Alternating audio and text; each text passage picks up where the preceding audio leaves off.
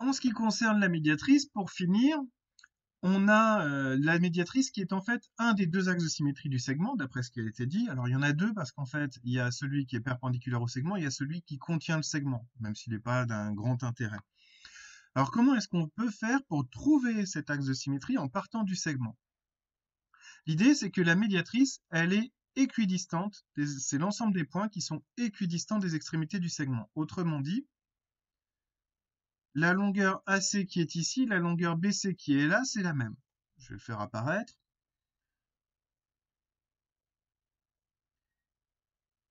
Alors évidemment, c'est soumis aux arrondis du GeoGebra.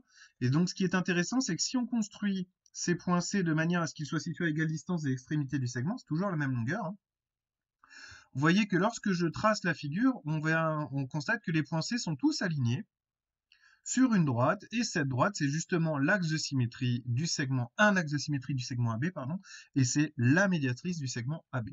Alors, on va s'en servir beaucoup parce que justement, ça va nous permettre de positionner des points situés à égale distance des extrémités du segment.